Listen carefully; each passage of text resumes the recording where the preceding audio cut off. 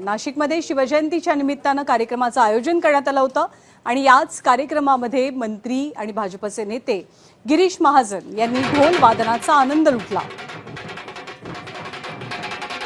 शिवजयंतीच्या मिरवणुकीमध्ये मंत्री गिरीश महाजन यांच्यासोबत आमदार देवयानी फरांदे, राहुल ढिकले, सीमा हिरे तसंच महापौर हिमगौरी अडके उपस्थित होते।